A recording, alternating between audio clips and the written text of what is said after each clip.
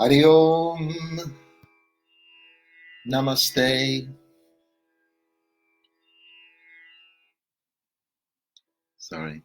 Welcome, Namaste, Shalom Alaikum, Shalom. I am Mathura Das, and welcome to my 17th live share. It's coming from the southwest of England, and I'm greetings to all my friends far and wide. In Lahore, my dear friend Abdul is there, and people from all over the world. So I'm very honored to be able to share my share with everybody from all over the world. And in my share, I do a couple of Oms, generally, some chanting, some Oms, and I do some prayers to my teachers, my gurus, and then I will commence with this long story. And today's going to be quite a big epic story because it's going to be discussing. There's a lot of things are going to be said, so I'm not going to do too much chanting at the beginning. I'm going to just do a little and then tell the story, because it's going to be dealing with the departure from this world of Bhaktivedanta Swami, which is a major chapter in the story. Hi, Jean. So lovely to be able to share with friends who have been following me, and some people around the world were following the story, because the story is about my story through life, and how I got the name Mathura Das.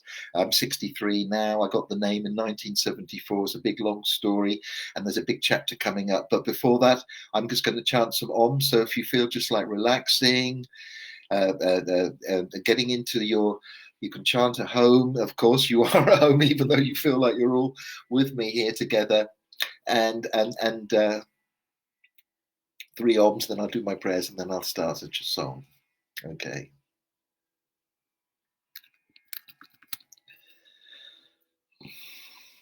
Hare Om.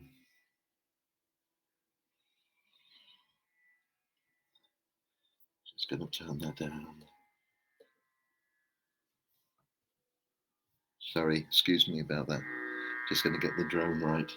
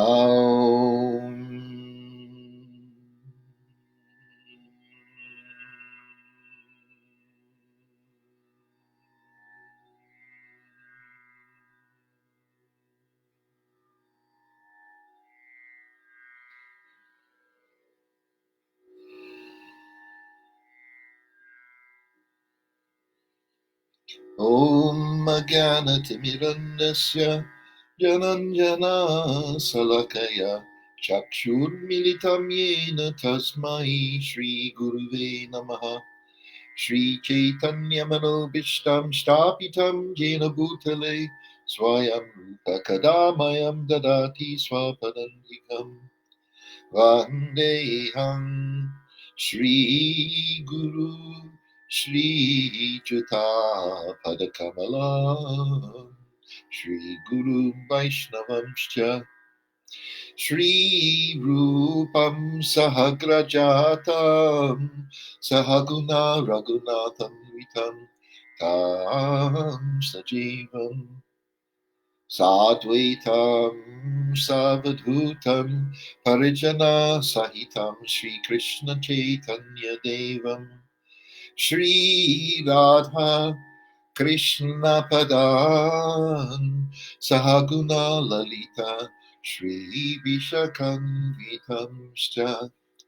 Hey Krishna Karuna Sindhu Dina Bandho Jagatpate Gopisha Gopika Kanta Shri Radha Kanta Namostute Tapta Kanchana Gaurangi Radhe Vrindavaneshwari Vishabhanu Sute Devi Pranamami Hari Priye. Bhaja Shri Krishna Chaitanya Prabhu Nityananda Shri Advaita Gadadhara Shivasadi Gaura Bhakta Vrinda. Bhaja Shri Krishna Chaitanya Prabhu Nityananda Shri Advaita Gadadhara Shivasadi Gaura Bhakta Vrinda. Bhaja Shri Krishna Chaitanya Prabhu Nityananda Shri Advaita Gadadhara Shivasadi Gaura Bhakta Vrinda. Vanchakalpatarubhyascha kripa sindhubhya eva cha patitanam bhavanebhyo vaishnavebhyo namo namaha. Namo Vishnu Padaya Krishna Prastaya Bhutale Srimati Bhakti Vedanta Swami Niti Namine. Namaste Saraswati Devi Gauravani Pracharine Nirvisesha Shunyavadi Paskyacha Desatarine. Hare Krishna Krishna Krishna Hare Hare Hare Rama Rama Rama Hare Hare.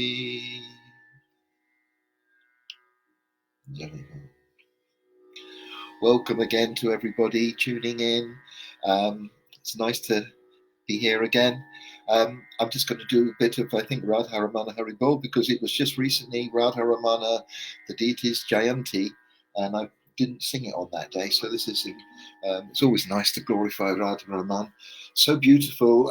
And when I actually close my eyes these days and think of Krishna, the image I have is Radha Raman has become my kind of Ishta Krishna form. He's so exquisite, and the way that he is addressed by those, the tradition of the Goswamis from the Radha Raman temple. It's lovely. So just change this a second.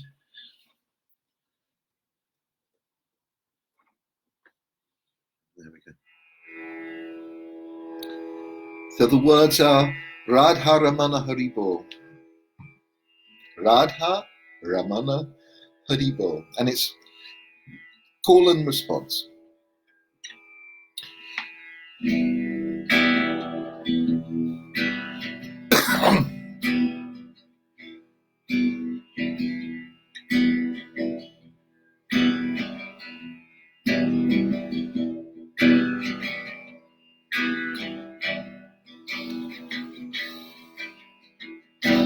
Jai Jai Jai Jai Radha Ramana Haribol. Jai Jai Radha Ramana Haribol. Jai Jai Radha Ramana Haribol. Jai Jai Radha Ramana Haribol. Jai Jai Radha Ramana Haribol. Jai Jai Radha Ramana Haribol. Haribol, Haribol, Haribol, Haribol. Jai Jai Radha Ramana Haribol. Jai Jai Radha Ramana Haribol. Jai Jai Radha Ramana Haribol. Jai Jai Radha Ramana Haribol. Jai Jai Radha Ramana Haribol. Jai Jai Radha Ramana Haribol. Jai Jai Radha Ramana Haribol. Jai Jai Radha Ramana Haribol. Jai Jai Radha Ramana Haribol. Jai Jai Radharamana Hari Bol. Hari Bol, Hari Bol, Hari Bol, Hari Bol. Jai Jai Radharamana Hari Bol. Jai Jai Radharamana Hari Bol. Jai Jai Radharamana Hari Bol. Jai Jai Radharamana Hari Bol. Jai Jai Radharamana Hari Bol. Jai Jai Radharamana Hari Bol. Jai Jai Radharamana Hari Bol. Jai Jai Radharamana Hari Bol. Hari Bol, Hari Bol, Hari Bol, Hari Bol. Jai Jai Radharamana Hari Bol. Jai Jai Radharamana Hari Bol. Radhe Radhe Radhe Jai Jai Jai Shri Radhe. Radhe Radhe Radhe Jai Jai Jai Shri Radhe. Radhe Radhe Radhe Radhe Jai Jai Jai Shri Radhe. Radhe Radhe Radhe Radhe Jai Jai Jai Shri Radhe. Radhe Radhe Radhe Jai Jai Jai Shri Radhe. Radhe Radhe Radhe Jai Jai Jai Shri Radhe. Radhe Radhe Radhe Radhe Jai Jai Jai Shri Radhe. Radhe Radhe Radhe Radhe Jai Jai Jai Shri Radhe. Jai Jai Jai Shri Radhe. Jai Jai Jai Shri Radhe. Jai Jai Jai Shri Radhe. Jai Jai Jai Shri Radhe. Radhe Radhe Radhe Radhe Jai Jai Jai Shri Radhe. Radhe Radhe Radhe Radhe Jai Jai Jai Shri Radhe. Radhe Krishna Krishna Krishna Radhe Radhe. Radhe Sham Shama Shama Radhe Radhe. Radhe Krishna Krishna Krishna Radhe Radhe. Radhe Sham Shama Shama Radhe Radhe. Radhe Krishna Krishna Krishna Radhe Radhe. Radhe Sham Shama Radhe Radhe. Hare Krishna Krishna Krishna Hare Hare. Hare Rama Rama Rama Hare Hare. Hare Krishna Krishna Krishna Hare Hare. Hare Rama Rama Rama Hare Hare. Hare Krishna Krishna Krishna Hare Hare. Hare Rama Rama Rama Hare Hare. Hare Krishna Krishna Krishna Hare Hare. Hare Rama Rama Rama Hare Hare. Hare Krishna Krishna Krishna Hare Hare. Hare Rama Rama Rama Hare Hare. Hare Krishna Krishna Krishna Hare Hare. Hare Rama Rama Rama Hare Hare. Jai Jai Jai Shri Radhe. Jai Jai Jai Shri Radhe. Jai Jai Jai Shri Radhe. Jai Jai Jai Shri Radhe. Radhe Radhe Radhe Radhe. Jai Jai Jai Shri Radhe Sham. Krishna Kaniya Lala ki jai, Radharani Maharani ki jai, Sri Vrindavan Dama ki jai, Gangam Jamuna Mai ki jai.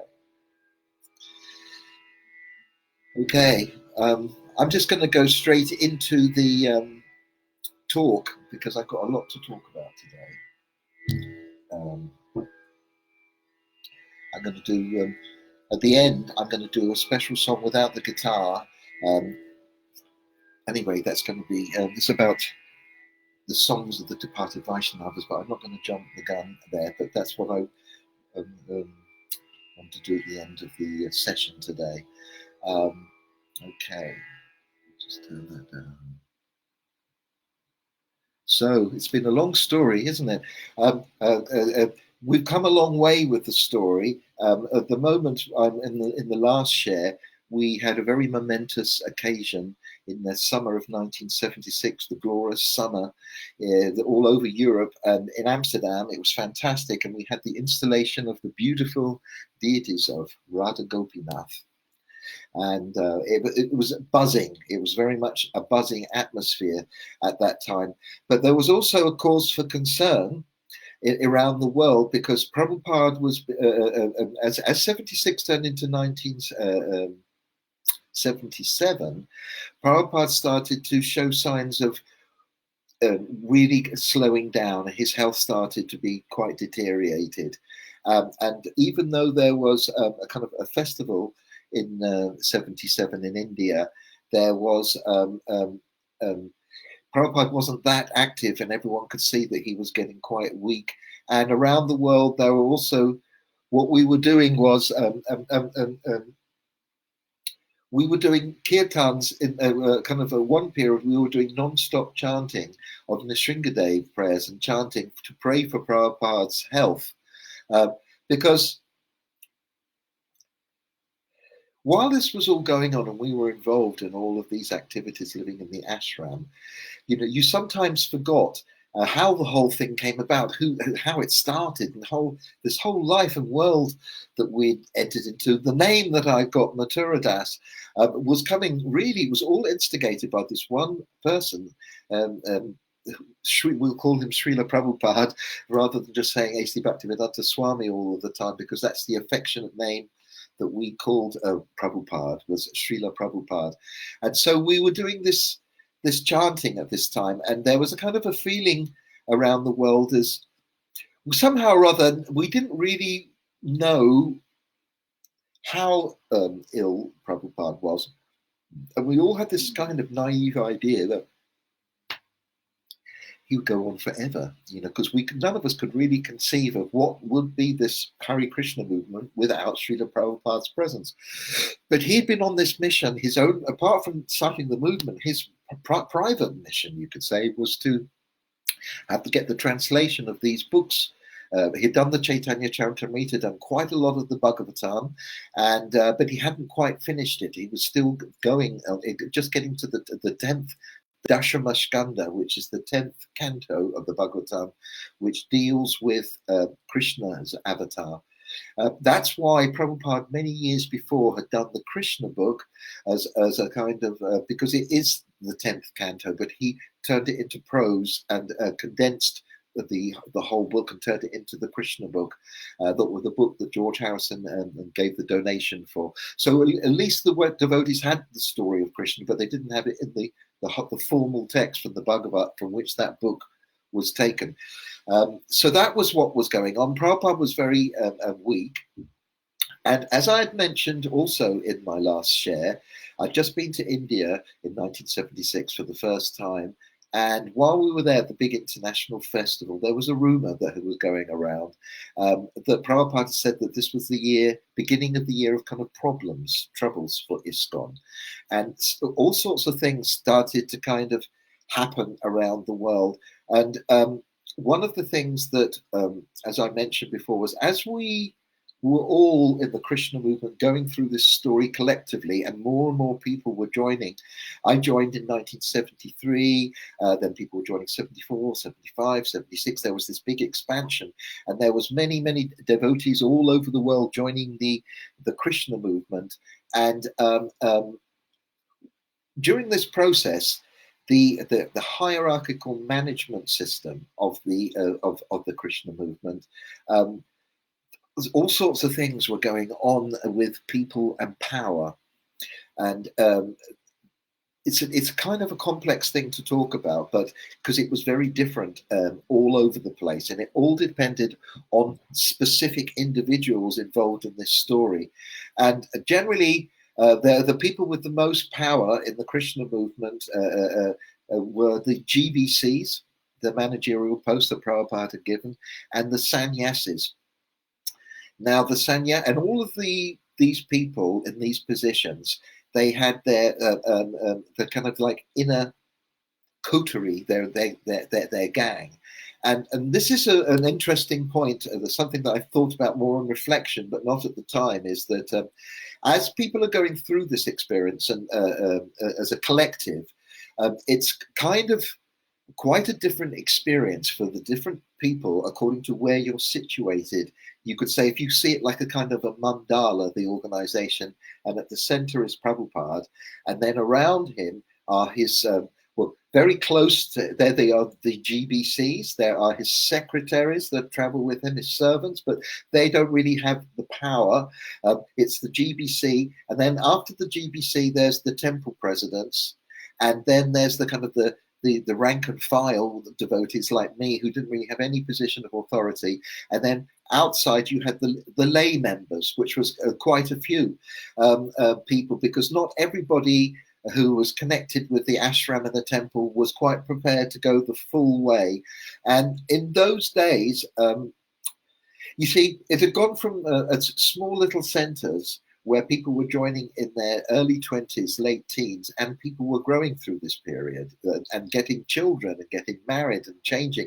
And so different centers like big international centers in Los Angeles were quite extensive. There was a temple, there was printing presses, there was lots of apartments where lots of different married people were staying, and then there was ashrams where the celibate brahmacharis were staying.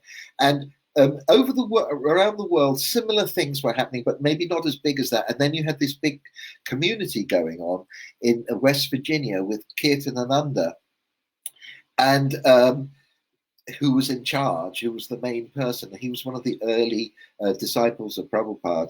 And people might be thinking, why am I bringing up these things about issues that are going to happen? Because basically this is the story of what happened with the Krishna movement, and the reality that is not denied by anybody, even the institution, that during this period certain people developed a lot of power as this story was going on, because Prabhupada, we can see that this, even in this year, he is so weak, his energy is going. It doesn't look like he's most probably going to travel around, get to the West anymore and travel anymore, though a journey is planned in 77, but he's getting weaker and weaker while he's in India. While this is going on and Prabhupada's health is weakening, back in Amsterdam with my personal story is that I came back to the temple from traveling in the summer of 76, and I was getting involved with all the temple programs, and the summer was very intense. Like I mentioned, we were going to the Vondel Park and doing lots of chanting, but then the summer finished, and then an interesting phenomena happened to me, which I think it's interesting anyway. It was, okay, so we followed my journey and my story, and kind of, I hope I've expressed and explained why I became a Krishna devotee. There were some very powerful experiences that were kind of convincing me of the essence of this spiritual tradition, and that's why I was prepared to sacrifice everything and go there. But then, and I also explained yesterday in my other share about how kind of so many people would join the Krishna movement, and within a day or 2 days, they were immediately, they didn't really know what to do with them. And the most valuable thing that they thought they could do with people, some of the management, was just to send people out to collect money, because that was valuable. And people, that was kind of happening around the world quite a little bit, selling literature. And people weren't really, people were just kind of joining an organization. And so I mean, when you join an organization, what was my motivation really to join a movement? Did I, at the beginning, when I joined this movement, was I joining the movement for the sake of the movement? Actually, at the beginning, I was joining because I had I experienced something spiritual from the mantra, Hare Krishna Mahamantra. Then I started to meet the devotees, go to them, and met Prabhupada. Started to read the literature, and got deeper and deeper into what this bhakti devotional path was about connecting myself with Krishna and developing my relationship with Krishna and advancing spiritually.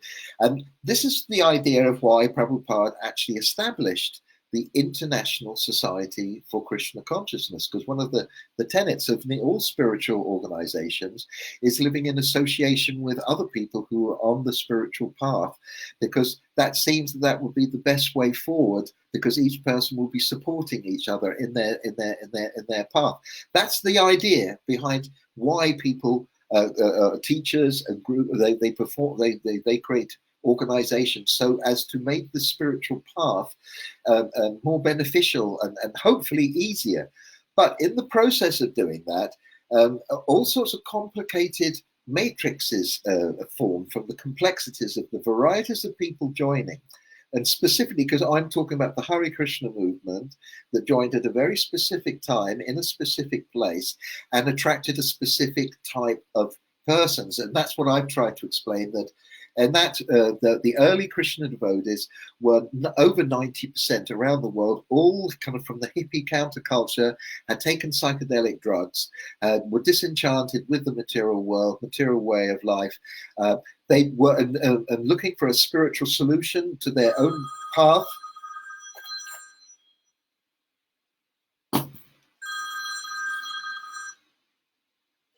Sorry about that. I'm going to have to turn my phone off. Excuse me, I should have had it on. Okay. Hope it doesn't happen again. Okay. So you join a group, and then for your own individual purposes. But then what happens is when you join the group, you get involved in the agenda of the group. Now, you would think, wouldn't you, or one would think and hope that a spiritual group that's been established for the sake of spiritual advancement would have the specific interests of the individuals at the forefront. But then what happens in groups is that the whole idea of the group itself becomes paramount. And the perpetuation of the group can become paramount. Now, I was kind of slightly aware of this as even when I joined the Krishna movement, and I had my eyes open during the whole process, and I was watching it because I realized there was this kind of, there was the organization, there was the group, and then there was the internal spiritual core that was there, which was the main reason I was there. Though I did afterwards become attached to the group because it was the wishes of Prabhupada that we did work together. The way of performing spirituality is that even though it is an individual trip, it's not an individual trip. It's something that you do collectively with other people. It's a question of the complexity of how that goes about. And another complex thing that had come in while we were in India, in 76, just at that time, the book, the Upadeshamrita, had been translated by Prabhupada, which is a very small book. It's a few verses written by Rupa Goswami.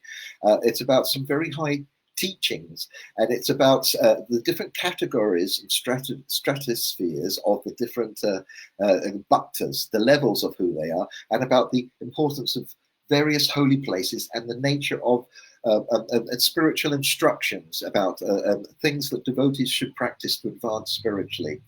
And it brought quite a lot of things into question, because when one uses words like a devotee and Vaishnava, what are we talking about? What category of Vaishnava and devotee? So in Upadeshamrita, along with the verses from Rupa Goswami, are quite elaborate purports to qualify these verses. Now, there's three different kinds of Vaishnava, the highest being known as the Uttama, or Uttama Adhikari. Adhikari means qualification. Uttama Adhikari, then below the Uttama Kari, Uttama Adhikari is the Madhyama. Madhyama means middle. And at the bottom is the Kanishta. And there's an elaborate description about the nature of how the Kanishta sees himself and Krishna and the devotees, how the Madhyama, the higher middling person is, and the Uttama. And Prabhupada makes a point there that the one should ultimately, if one is going to accept a guru or a teacher as a Vaishnava, one should take initiation or take shelter from a Uttama. Now, the Uttama Adhikari, according to the Shastras, has arrived, is a pure devotee in the purest sense of the understanding of pure devotee. They have transcended material duality, and they have awakened their Siddha Swarup either through their eternal, from their previous lives, or through sadhana. There's two different kinds, a sadhana siddhi or a kripa siddhi, or a nitya siddha. And so you have this, we all, of course, assumed and believed that Prabhupada, because of who he was and the potency that he had, was empowered by Krishna to do a task, and he was of the highest caliber, an Uttama Adhikari. But what level the rest of us were on was up for grabs, because there's a kind of a definition of the Madhyama, where you could have kind of in an Iskcon interpretation of it, many people could interpret the nature of a Madhyama, because it gives the category that they're learned, they're fully engaged in Krishna service, and it makes it feel like that is somebody that's a full-time Hare Krishna devotee automatically becomes a Madhyama. And the lay people who are not really kind of fully involved, they're the Kanishtas. That was a kind of simplistic categorization that went on. So, and then there was something that I'd noticed, and this is my personal opinion, and I have to keep things which are my personal opinion, and what I observed was that during this process of expansion of the Krishna movement and this emphasis on book distribution, and as I had mentioned in the previous verse, it went from not just kind of the literature, the focus, but on how much money you could get off.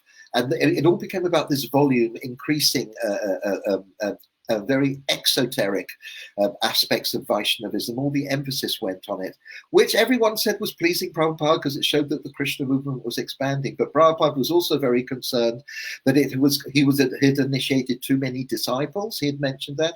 He'd given sannyas prematurely to sannyasis, and he was becoming concerned about centralization of leaders in Iskcon who were beginning to, there's so many letters that you can read in the archives from Prabhupada.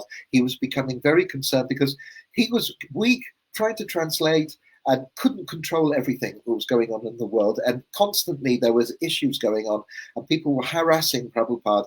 And Prabhupada's attitude, his hopeful attitude, was that the way of dealing with it was that you've got all the knowledge. I've given you the books. You're mature people. Why don't you just work together, cooperate, and solve these problems, and don't burden me? I've given you some clues about how to deal with it.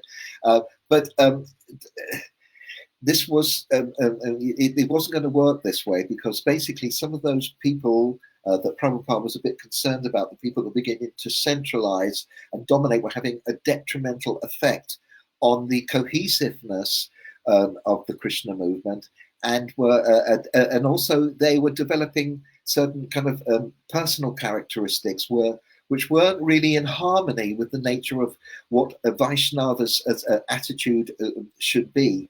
And a lot of people started to kind of mistake that position in the hierarchy represented one's level of spiritual development.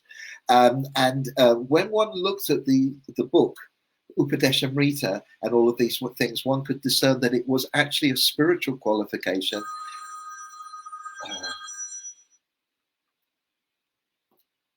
Sorry, I really literally have to, I should have turned that off beforehand. Excuse me. 1 minute, bear with me. Just going to put it on airplane mode. Okay. Dealt with. Sorry, excuse me there. And so I'm trying to explain during this time what had been happening, and just leading up to this time when Prabhupada's health was getting weak, and we were facing a crisis. We were going to face a big crisis in the Krishna movement. Some people were aware of it, some people weren't. A lot of us didn't really realize how acute the problems were and how imminent the stark reality of all our lives were going to be when Prabhupada was going to actually leave the world, because we were also absorbed, and most of us were quite naive, and like me in Amsterdam, we hadn't really been exposed to most of these issues because we hadn't had any kind of deviant sannyasis on strange trips. We'd had the issue with Pretu earlier. We'd had a very nice stable time in Amsterdam. The only things that were kind of concerning me were these Lakshmi points and stuff. So during this process of all of this going on, and me and my journey, when I joined, I'd been very much attracted to the Maha Mantra. I'm a musician and an artist, but I'd actually kind of given up my interest in my own individuality to serve the whole. That had been my mood in these first few years. But I couldn't artificially pretend that I didn't have these kind of tendencies. And one part of me had wanted to go off to America at a certain stage and learn art under, like Bhadaraj, one of the devotee artists. Maybe I should have done that at a certain period, but I got sucked into this other lifestyle that was centered in Amsterdam and as a book distributor. But when I came back to Amsterdam, the summer of 76 had finished and we were going into the winter into 77, I started to well, it started one day actually with the Japa period and seeing this gorgeous poster on the wall that was slightly commercial. It wasn't framed. Someone had got some posters from India, but it was very beautifully done.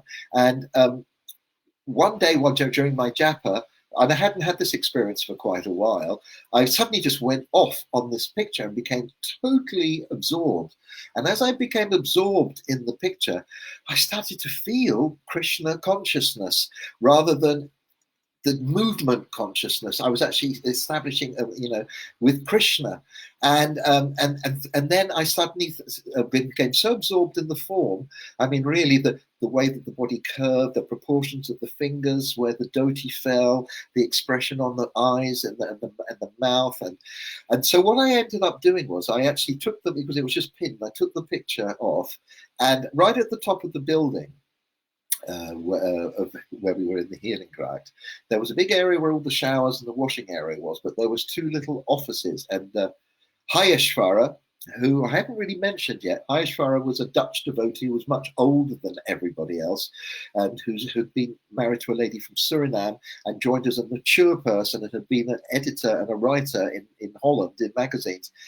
He had his room up there because he was doing lots of translation work, and we got on quite well. It was a very nice atmosphere. And also at a later period, the Sutama would go up into that room and do these paintings. But there was this other little area and there was a desk. And I just kind of, it was another thing that the first time I'd done anything like this, done something myself for what I wanted to do. And I didn't know what, and I didn't, I did my service, but in my the time when there was not a pressure on me, I just started to do this, copy it really onto a piece of paper, this form.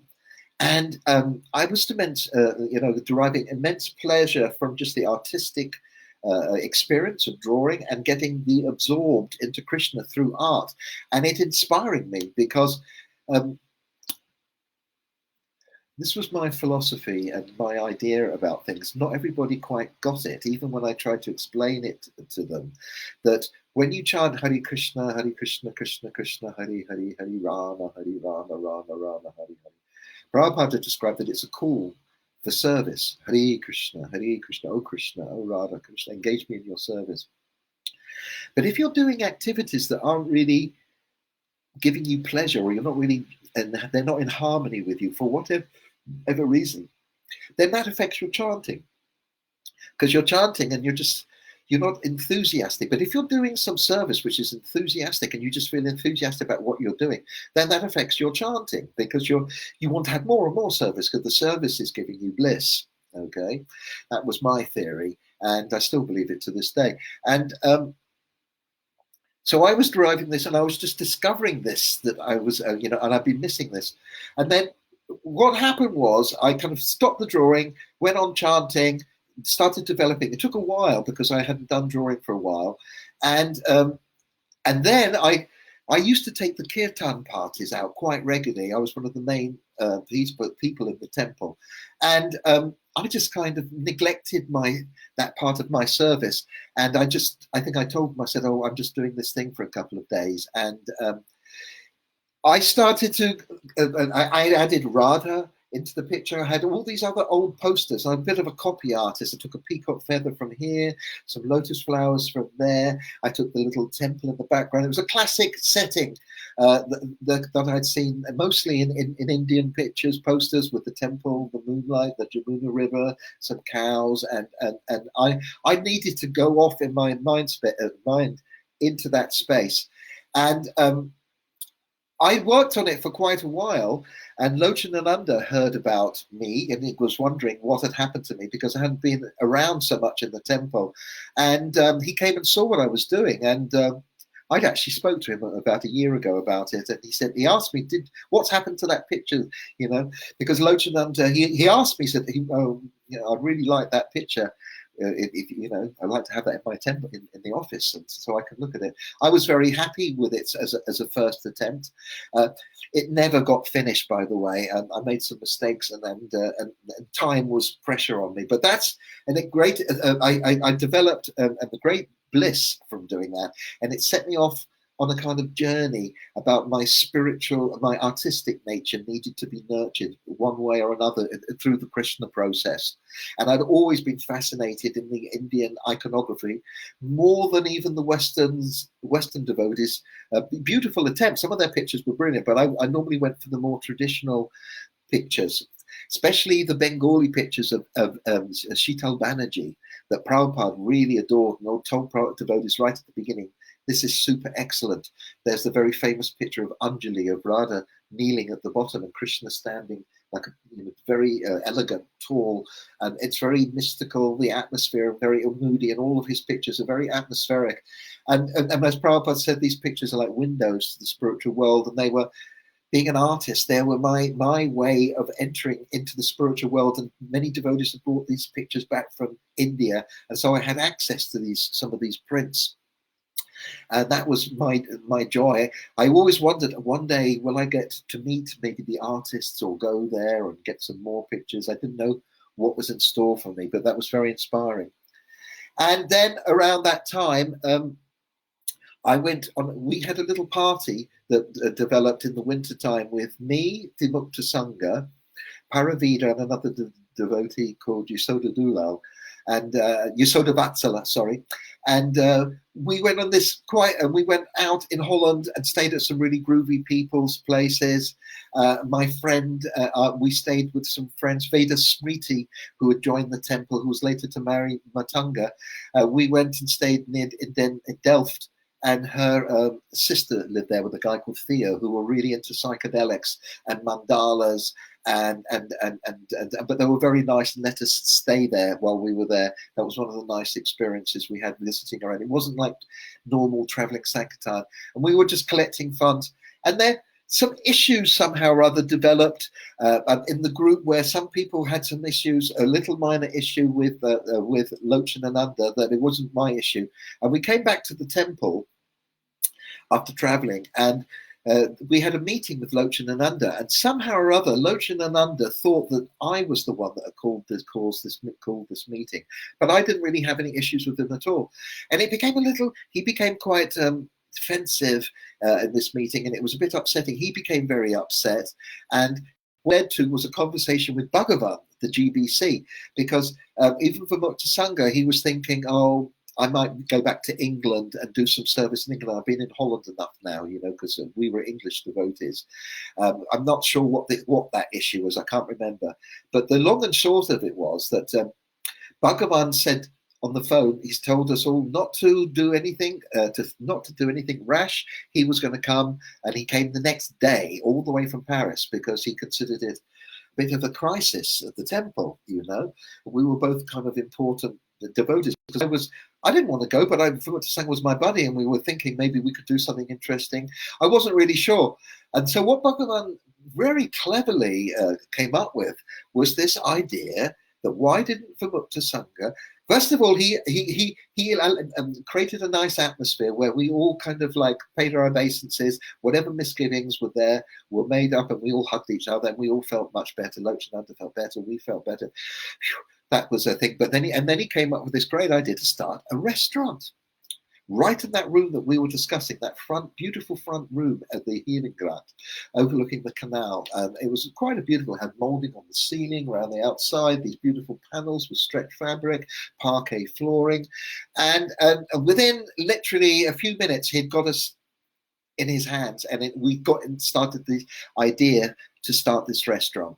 So me and Vrindavana Sangha carried on traveling a little bit, collecting funds, and that's what we got absorbed in, basically. And also what we used to do is at the weekend, we used to cook a whole bunch of prasadam on a Friday. That was it, on a Friday. We used to cook up halva, sabji, because the kitchen in Belgium was too small, and we would drive in a van all the way down to Brussels, and they would have a Friday evening feast for their local guests that they'd been kind of meeting in Brussels. So we would do that. That was great fun.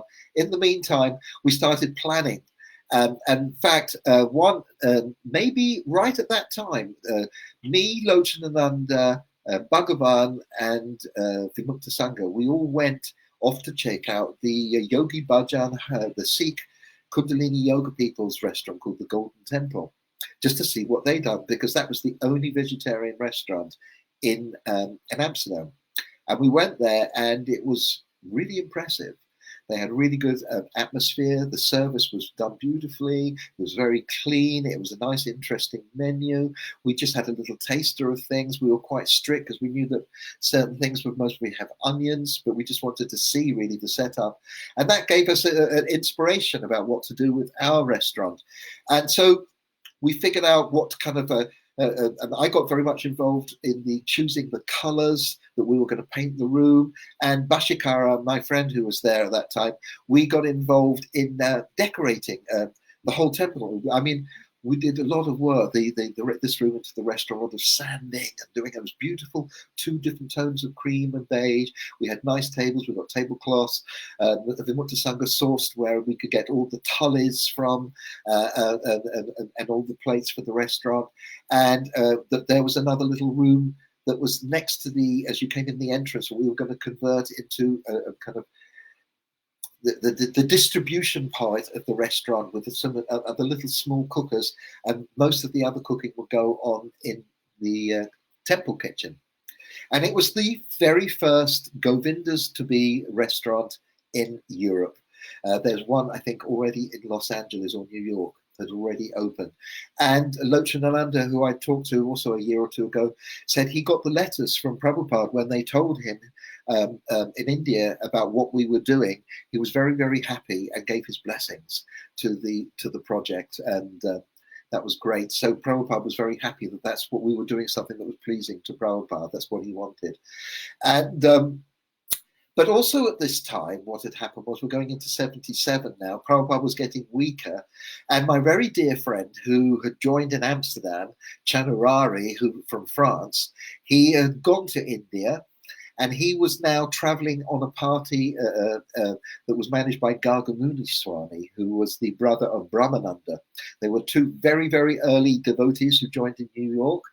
Both had become Swamis, both great big characters in the Krishna story. And Gargamuni had started in India the library party, and the thing that had actually started in America with Satsru. It came, and then they set up their own version of it in India.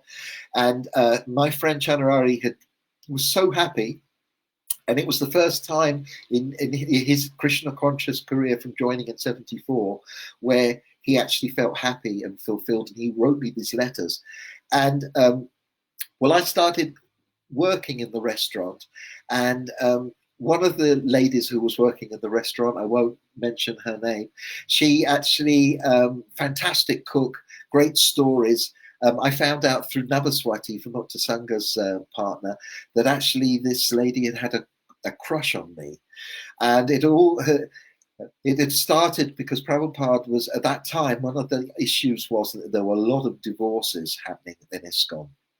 Many people had got married there, all these arranged marriages that were just doomed, basically. And she had been involved with one, and this letter had come from Satsvarup Maharaj, the secretary, saying that Prabhupada really said, you know, we cannot have these, you know, divorces and things like that. And I don't know if he was even willing to do any more marriages, or if, you know, he was really shocked by it, because in India, divorce practically just never happened. So I was in the kitchen with this lady, and she was kind of lamenting about her situation. She started talking, we became good friends, all these stories. And then the next thing I knew, a day or so later, was Navaswati said that, you know, this lady had a bit of a crush on me. And I was so naive, I hadn't realized it. Not that that was a bad thing, but it's not really what I wanted at that time in my life. I wasn't looking for anything like that. And then there was this friend of mine, Chanarari, and he was saying, come to India, come and join this.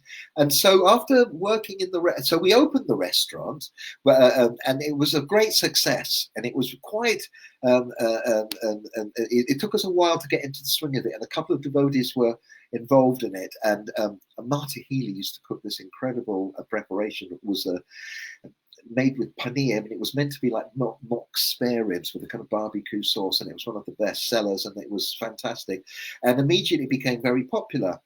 We had a beautiful poster made with the famous picture that they used from the in the Radha Krishna temple with Govinda, of Krishna doing puja to a cow. It was a lovely picture. We had it on a silver background, and it said Govinda, and we even put up posters around Amsterdam advertising the opening, and so it was a great success. But after working in it for a while,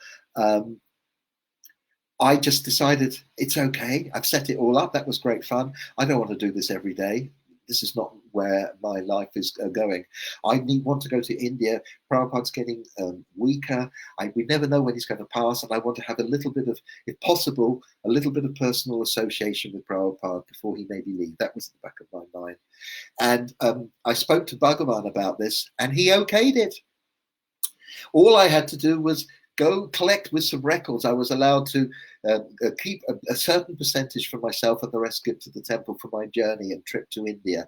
And I wrote to Chanarari, told him I was coming, and of all the strange things, he told me to get a Delsey briefcase because we needed this for the library. And he said, make sure you get a Seiko watch, because in India that's very impressive apparently.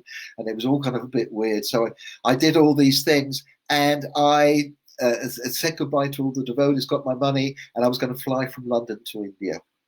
I went over to London, and Kulashekar was there in London. They had a travel agency with this very, very nice, eccentric person called Christos, who wrote a very interesting book about his overland journey to India. He was an older chap. There's lots of pictures with him in Paris and different things with Prabhupada. He was a character. He eventually took initiation. And anyway, he was in London, and Kulashekar was there, and I bought my ticket. And then I had this really ridiculous experience where I was only at the Berry Place Centre for a couple of days. And while I was there, Tirtha Sadhaka, who I've mentioned before, was in Amsterdam. He was in London having some treatment because he had got cancer. And this would be the last time I would ever see him. We had a nice exchange. He was just over in London for this treatment. And what happened was the day I was going on the bus from Victoria Station to Heathrow Airport, I was just about coming into the airport, and I went to get my ticket ready, and I couldn't find the ticket. And I went into a panic. I didn't know what to do. And I just thought, look, they're bound to have my name there. When I get there, I might not have the evidence of the ticket, but they'll see that I'm there and I've got my passport. But when I got there, they said, no ticket, no coming, you know. And I just didn't know what to do. I went into a panic. I managed to go to the phone. I phoned up Kulashekar, and he just screamed at me like I was a total idiot, which I was. And I just had to come back to the temple. So strangely enough, that lady who had a bit of a crush on me, she'd given me some money to pass on to Surabi Swami in Bombay, some money that she owed him. And I had this money on me. And I called her up in Holland and asked if I could use the money to use it for my ticket. And she said, yeah. And I said, I'll kind of get it back to you sometime later. I'm sorry about the thing. And she said, okay. So immediately I got another ticket. And a day or so later, I was on that plane. And funnily enough, while I was on the plane, there was a gentleman who was from Hare Krishna land, which was the place in Bombay where the center was. I hadn't been there yet.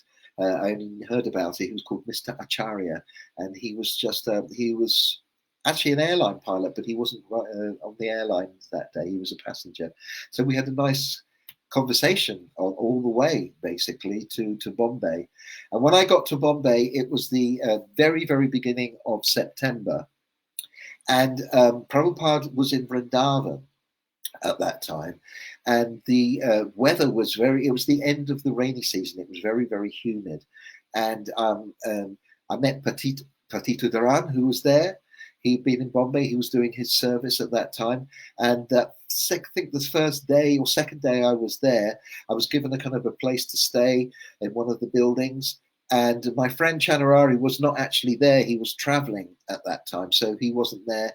And it took me a while to just kind of settle into India and leave. The temple in Amsterdam was this community, very, very tight community in one building, and it was very focused.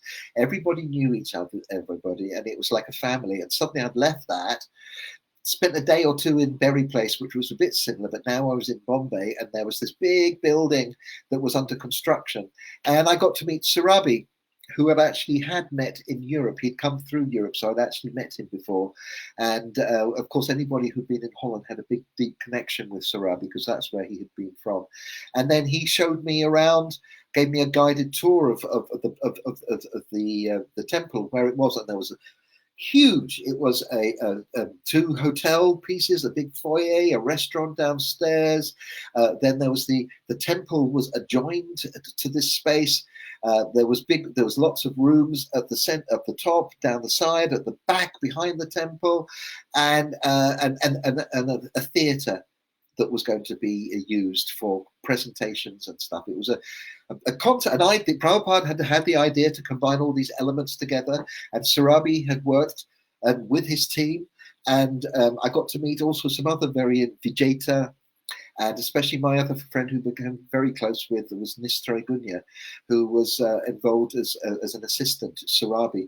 Amazing work they all had to do in India, having to go up to Rajasthan, to Makrana, to the marble mines, choose marble. It was a massive project, huge project. They had their office there. So there was a lot going on in the Bombay temple that I wasn't used to. And I spent the first few days just getting used to that. And just around that time, I'll just get a date because I've taken some dates here. So Prabhupada was in Vrindavan, and he let me just change my glasses. That Prabhupada, before his health had really weakened, they had been planning that he would do his last a tour of the West, but he actually only made it to England. Yes, Prabhupada actually left in just as I arrived late August, literally about almost within days of me arriving in Bombay. Prabhupada left from Vrindavan to London. So I missed him in England, and he wasn't there in Bombay, and he was in London, and he spent he spent almost 2 weeks in England, according to the dates that I've looked up. And Prabhupada was very ill. He even went to the hospital there. He had some infections with his urine. And the devotees who were in England at that time describe how moving it was seeing Prabhupada. Prabhupada was very thin, and his hands were swollen, and it was not the Prabhupada that most devotees had been used to seeing. And he had to be carried in a palanquin up the stairs to his room. He was not very active at all. It was very, very moving. So I just arrived at that time. My friend Chanarari wasn't there. And so what happened was that Tribhuvannath, very, very well-known English devotee who was in India, he happened to pop into Bombay, and he says, why are you just hanging out here? Why don't you just come and travel with us and meet up with the rest of the traveling guys in Vrindavan in a week or so? So I said, okay, I'll do that. That sounds like fun. So there was a few of us. There was Mahaman, there was Krishna Balaram, later become Krishna Balaram Swami, who was a bridge basi, and me and one other person who I can't remember. But we went traveling up the coast of Gujarat, went to Ahmedabad. We visited Jasomati Nandan and the little center they had in Ahmedabad at that time by the Sabarmati River. And then we went up to Dehradun, which is at the foothills of the Himalayas. And we did some kind of Kaviraj was in our party. That was it, this American devotee called Kaviraj. We went to Dehradun, and that was the first time I'd ever been there. Because the first time last time I went to India in '76, I just saw Mayapur and Vrindavan. So now I was seeing India, and not within the temple. We were just traveling in a van, and we stayed at different places all the time. And we stayed in a dharmshala, I think, yes, in Dehradun. We met different people. We're trying to make life members. So I saw what they did to make life members. We had some contacts from some business people. We would go and see them. And then we went to Rishikesh as well, and because we all knew about Rishikesh from the Beatles, that was nearby, and I saw the sadhus and all the little things down by the Ganges. It's very picturesque, but we only spent a day there, and we went down to Vrindavan. And when we arrived in Vrindavan, Prabhupada was still in London, and I met up with a bunch of the other library party members, and we were there just for a couple of days. It was great atmosphere, and we all went back to Bombay, because Bombay was the headquarters of the library party. So this is kind of my story.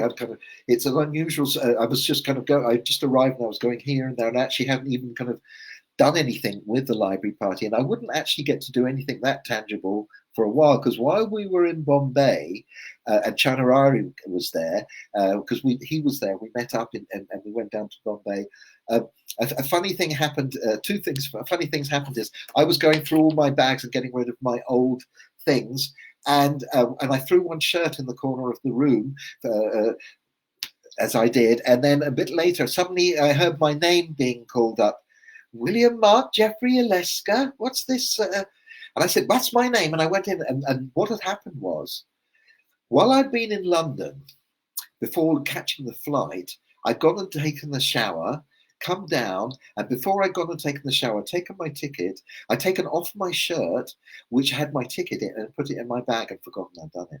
So I could not find the ticket, and it had been the whole time in the shirt pocket the whole time.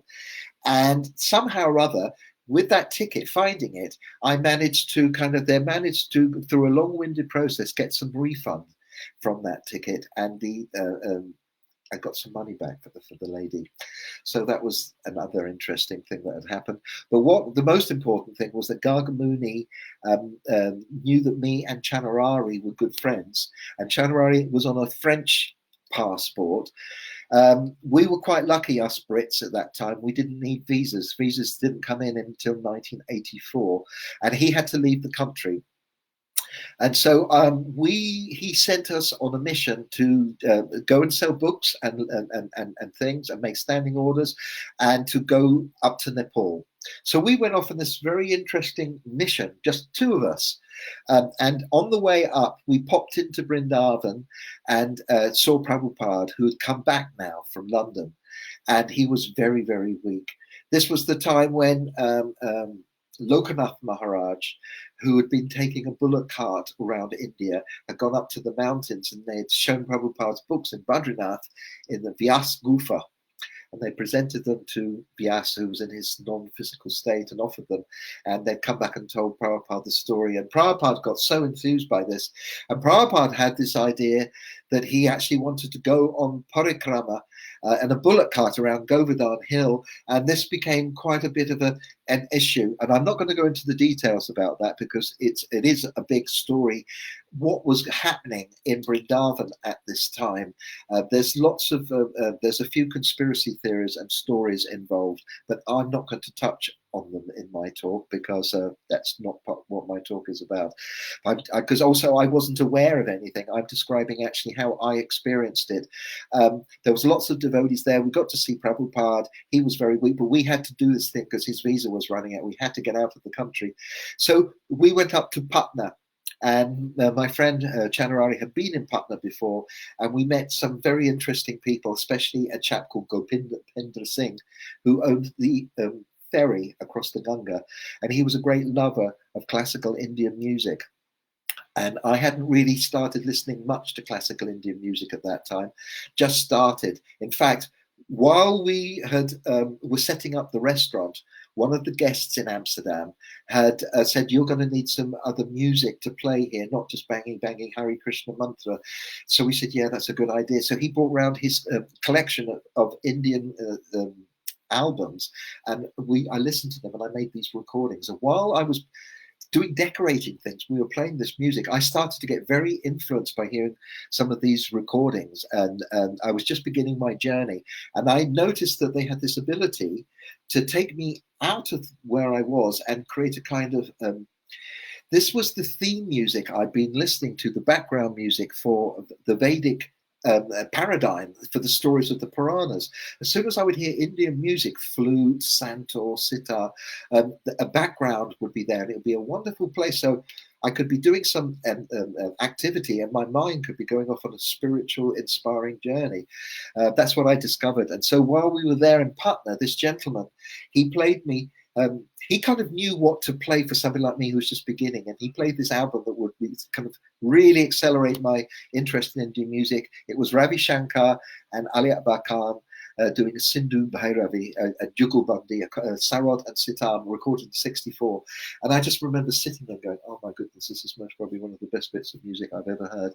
And so that was a big thing for me. That you might think that's a little thing, but that was a big part of my journey. And it was interesting to meet cultured people who had big houses, were kind of doyens of Indian culture. People like Bishmillah Khan, Ravi Shankar, Vilayat Khan, great musicians, would come and stay at his house in Patna. Anyway, Patna is the ancient capital. Patliputra, it used to be called in ancient times, and it's kind of near the Ganges, and it's heading up towards Nepal.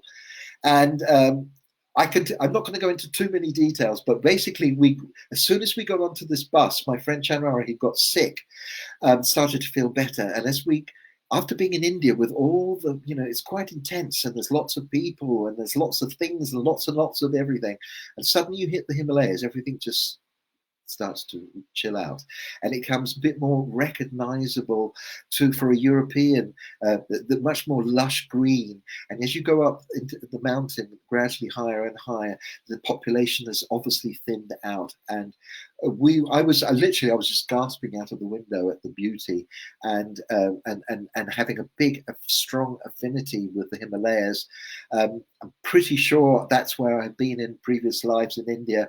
Anyway, we got to Kathmandu. We spent some time at the little Hare Krishna center there, and we had an agenda about him having to get his visa.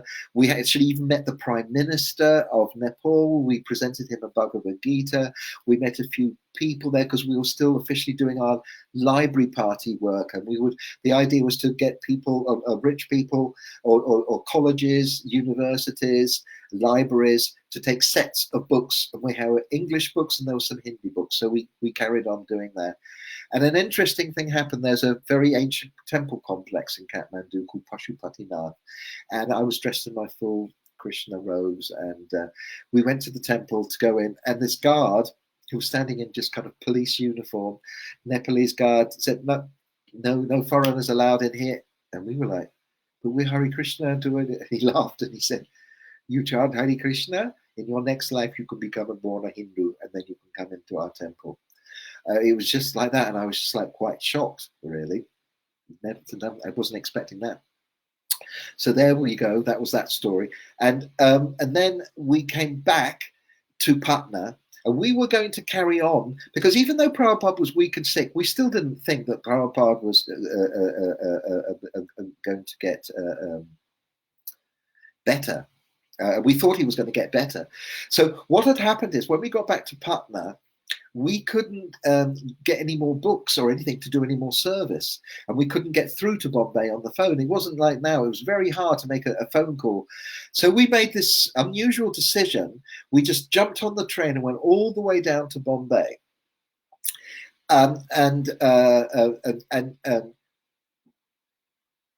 Okay, yes, yeah, that was it. So I'm going to have to backtrack a little bit now, because I've missed out a bit of the story. So while I had gone traveling, and I'd met the people in Vrindavan, when we went back to Bombay, Prabhupada had returned from England to Bombay. That was it. Okay, this was actually just before we went up to do our Nepalese journey. Got the story a little bit. I've jumped the gun there. And when we got to Bombay, Prabhupada was up in. He had really wanted the whole temple and the project to be finished while he was present, but it was not completely finished. But they'd managed to finish his apartment on one of the hotel, the top of one of the blocks, which was on the top floor that you got access to by a lift. And so Prabhupada was there, and we were there with the library party at that time. That was it. And that's with the story with the ticket.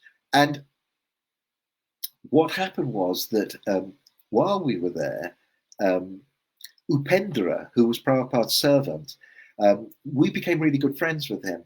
And he used to leave where he was there with the Prabhupada, with Tamal Krishna Goswami and Abhiram and Brahmananda and a few other devotees, but mainly it was Tamal Krishna at this time, who was this secretary of Prabhupada. I'm not sure what Abhiram's role was at that time, but they were there. And up until this moment, I'd never really met any of these really close encounter with any of these big dominant figures in the Iskcon story. And Upendra came over to where we were staying, and he was freaking out. Basically, he needed to have some association with some other types of devotees, because Tamal Krishna was driving him up the wall. And he was telling me he was a kind of demeaning and always making jokes and putting down Upendra. And actually, Upendra, even though he looked quite young, had joined the movement actually even before Tamal Krishna. So in terms of his seniority in the story, he was older than Tamal Krishna as a Krishna devotee.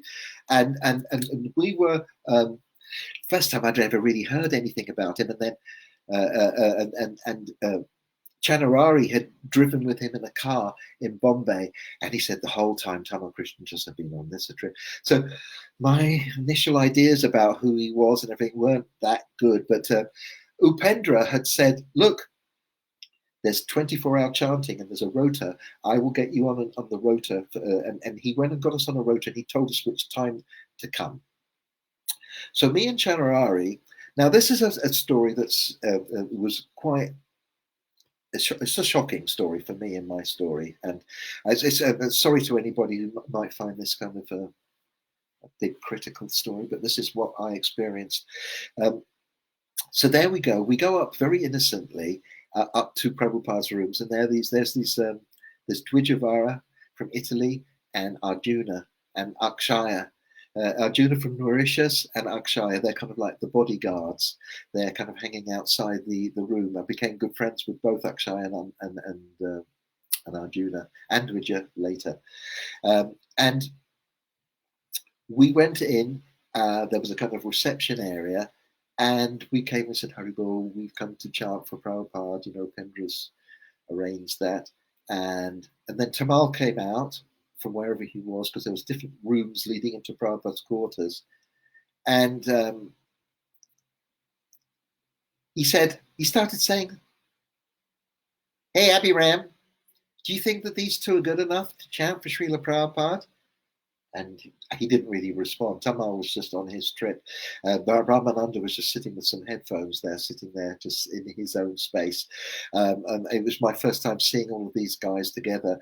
And And then Tamal said, I think you need to audition to see if you're good enough to chant for Prabhupada. We were looking at each other, never experienced anything like that. So somehow or other we sat down and we started chanting Hare Krishna and he said, okay, not that good, but you can go in anyway, kind of like that. And anyway, we went into Prabhupada's room, and there Upendra was sitting there. Curtains were kind of drawn. It was very, not much bright light. And there was Prabhupada lying there, so thin. It was shocking, really, to be there. And this was the very first time in my life that we were actually in a room with just Prabhupada and one other devotee. And it was very precious. And it was quite shocking as well to be able to see our spiritual master and Prabhupada so thin and weak. And there were some little cartels there, and we sat down and we just started chanting. I was leading because I was the one that knew more about chanting than January. And after we'd been chanting for 20 minutes or 15 minutes, Prabhupada just started to say something. So we immediately stopped, and Upendra went very close to Prabhupada. And Prabhupada, he was speaking in Hindi, and Prabhupada said, they don't speak in Hindi. And he went, maybe Prabhupada had his eyes closed. I was singing some Indian tunes. Maybe he thought we were Indian devotees. I don't know. And then he kind of then turned his head and just looked at us, and he said, what are your names? Like that. Very, very, very soft. And I kind of stood up and I said, my name's Mathuradas Prabhu. I mean Prabhupada, and this is Chanurari, and we're with Gagamuni on the library party. This is our service. And he went, where is Gagamuni? And he just said like that. And Upendra heard that, and we said we don't know where he is, and we went down and carried on chanting. And Upendra went out of the room. And he just told us, just carry on chanting. And we did. We carried on chanting for about at least 10, 15 more minutes. And then suddenly the doors swung open, and this whole gang of people kind of came in, headed by Tamal Krishna and Gargamuni. And Tamal just looked at us with his thumb and just went, like, leave. And so we just humbly paid our obeisances and left. That was that experience. And so then the next day we thought we'd go back because Upendra got us on the list to chant again. So we came up again the next day to chant, and Tamal Krishna looks at us, and we said we come here to chant for Prabhupada, and he said, I don't think that Srila Prabhupada enjoyed your chanting yesterday. And I was aghast. I use that word a lot, but I was aghast. I was like, I just couldn't believe that somebody could say that thing. And we didn't really respond to his comment. And he said, okay, you can go in anyway, like that, go, kind of like that. And we went in, and it was just Upendra and us two, and we chanted for quite a long time. And Prabhupada had this massive garland around him at this time. And after we'd chanted and it was our time to go, Prabhupada said, make sure you... while we were chanting, he asked, what are those noises? What are the noises outside? And Upendra said, they're chanting, they're praising for Ganesh. It was the Ganesh Chaturdashi, big celebration happening. It's very, very big in Bombay, and people were banging drums and taking big, big deities of Ganesh down to Juhu to the beach. And Prabhupada could hear that. And he said that, they're worshipping. And he said, Bombay people like Ganesh very much, like that. And when we were leaving, Prabhupada said to Upendra, give the garland to them. So just as we were leaving, Upendra gave us this big garland, and we put it around both of us. And when we walked out, we walked past Tamal Krishna with the big garland, with these big grins on our faces. Like, I won't tell you what we were thinking. But I have to say, and I'm going to say it, that night, I remember I was at the anger that I had felt, and of this being treated like this way by somebody who was meant to be very close and then a so-called advanced senior devotee, I was just in shock. And I had a horrible dream, and in the dream I punched Tamal Krishna in the face. Sorry I had to say that, but that's what I did. That's how much anger this incident had occurred in me. And this is just a kind of an indication that in all my story in the Krishna conscious movement, I'd never had to encounter anybody like this.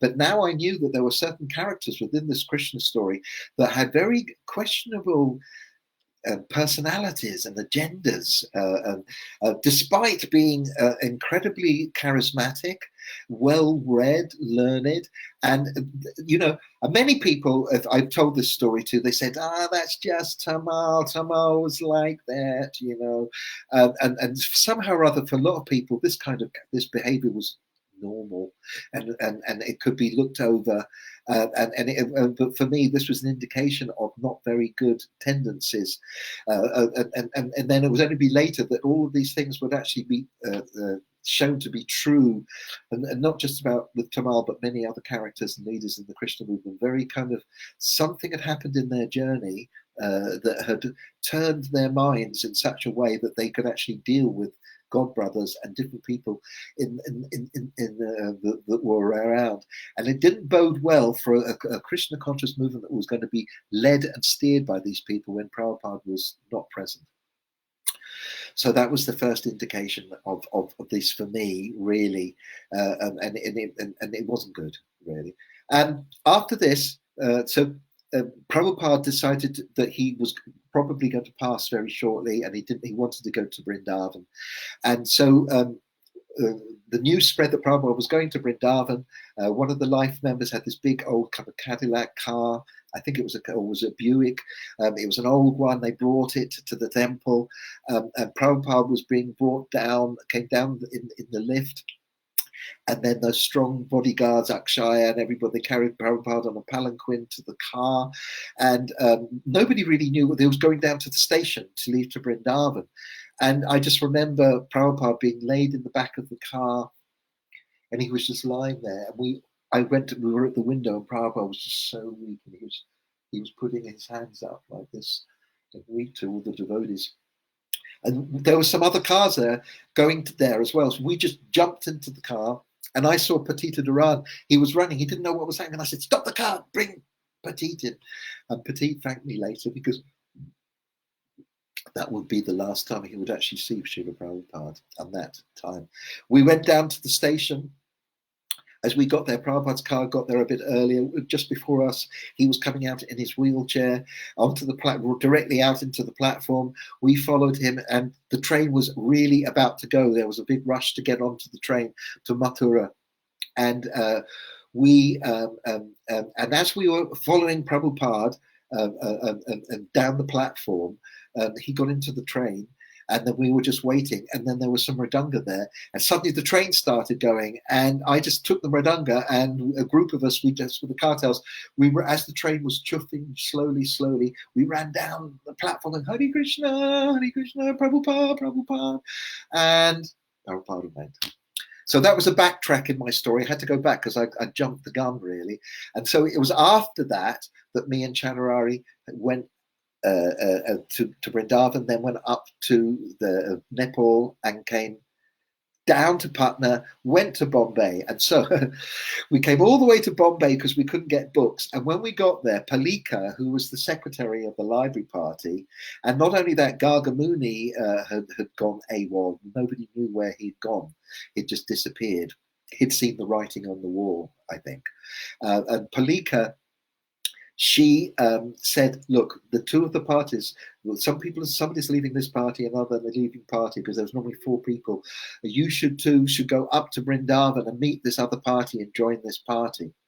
So there was it. Me and Chanarari, we've gone up to Vrindavan, gone up to Nepal, gone back to Patna, gone to Bombay, and now we're going back to Vrindavan. And by the time we got to Vrindavan, it was the day before Govardhan Puja. And I think Govardhan Puja was on the 12th. We arrived on the 11th of November. Sorry, excuse me. This is November, not October. And when we arrived in there, the first person we met was Preetu, actually, and he had just told us that Tirtha Sadaka had passed away in London. And we were very sad because I'd just seen him in London before I came to India.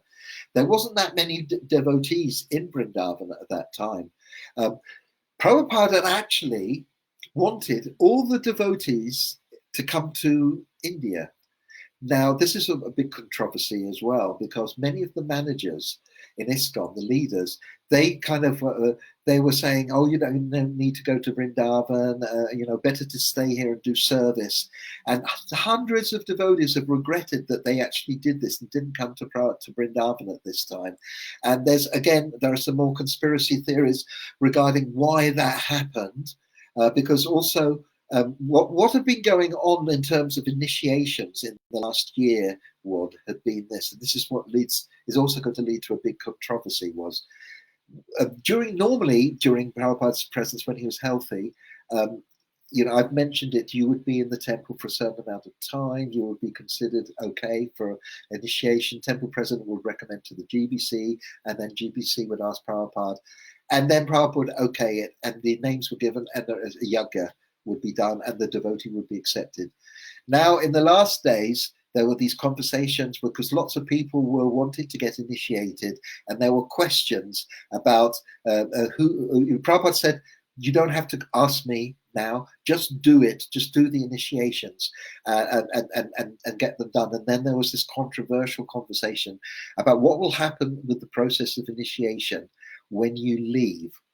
And I'm not going to get into exactly what he said, but this tapes and the tapes that have maybe gone missing in the exact interpretation of what Prabhupada said should happen is very, very controversial, and is the cause of really some of the stuff that's going to happen later in the story that I'm going to describe what happens to the Krishna movement due to certain interpretations about what the Prabhupada thought the movement should carry on, how it should carry on during those last months. So now that had been in this year following that, where Prabhupada had said, "Just do, you don't have to refer to me." But there was lots and lots of people waiting for initiation from Prabhupada, and lots of them have been put on hold, and no initiations have been happening. So that's part of the story. The seeds of that is coming in right during this time.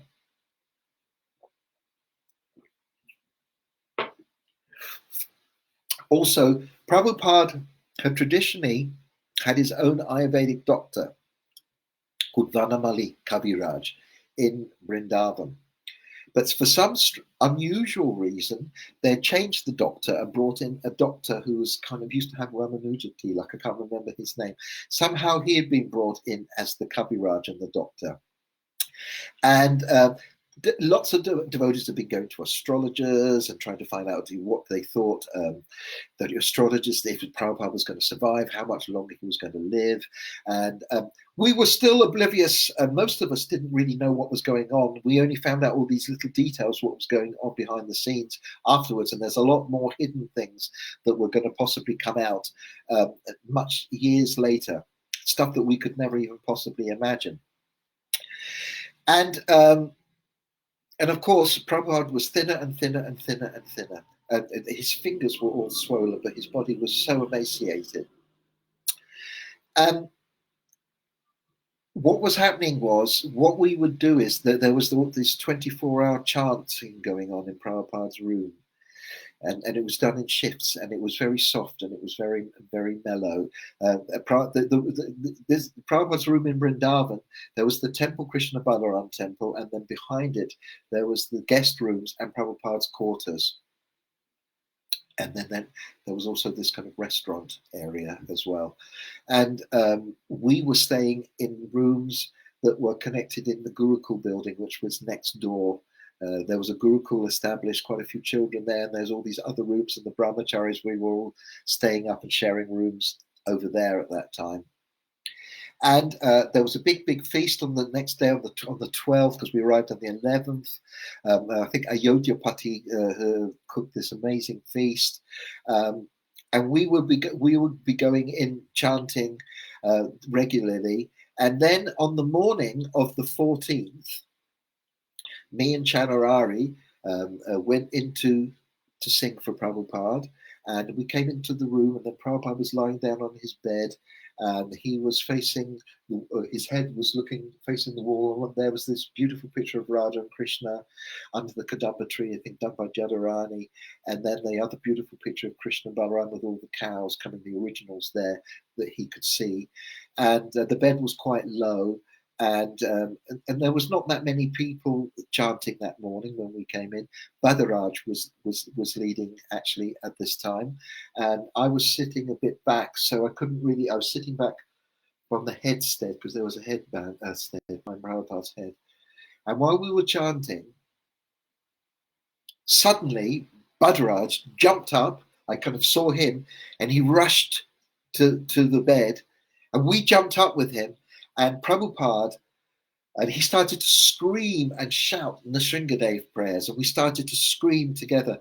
And Prabhupada, it was this was one of the most kind of difficult things I've ever had to witness, was Prabhupada was writhing in some kind of pain, and he was pushing off the very thin cloth on him, and you could actually see his body. It was like a skeleton.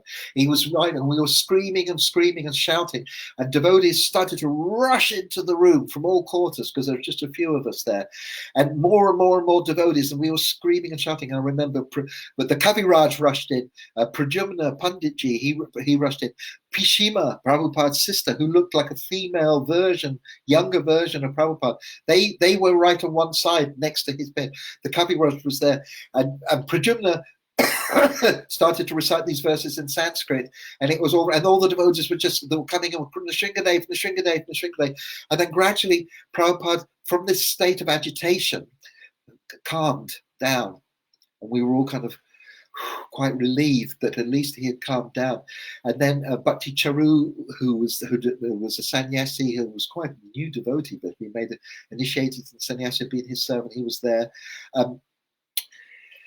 This was the beginning of this is the beginning of the last day of Srila Prabhupada's presence on the physical plane. And some devotees had come the day before, had been there, and I can't remember all the different people who were there. They were just shocked when they had seen Prabhupada. And Prabhupada, even while he was in those last days, had been trying to translate the Bhagavatam. There's amazing videos and shots of this where you can see it's very intimate, and it's very heart-wrenching. Basically, right to the end, Prabhupada had this full concentration and focus on Krishna, and within a short while, somebody had gone off to. Also, in the days leading up, I think during this period and during some certain times, Bon Maharaj, his godbrother, another godbrother, came. And also Krishnadas Babaji, who was Prabhupada's very close friend. He was this amazing personality within the Gaudiya Math, who Prabhupada had said was a Paramahamsa, and he was the only Babaji in the Gaudiya Math. Maybe there'd been one other, and they were there, and they'd come, and Narayan Maharaj as well had come. Narayan Maharaj was not an actual god brother of Prabhupada. He was like his nephew, spiritual nephew, but they were very close. Narayan Maharaj had been a disciple of Keshava Maharaj and assisted Prabhupada in his initiation, sannyas initiation. And while Prabhupada had been in America, there'd been a long correspondence, and he had more connection with Narayan Maharaj than anybody, so there was a lot of affection. And Prabhupada had also told the devotees that when he passed, there are two godbrothers that he recommended that we could go and take guidance from. He recommended anyway, was Sridhar Maharaj in Navadvip and Narayan Maharaj.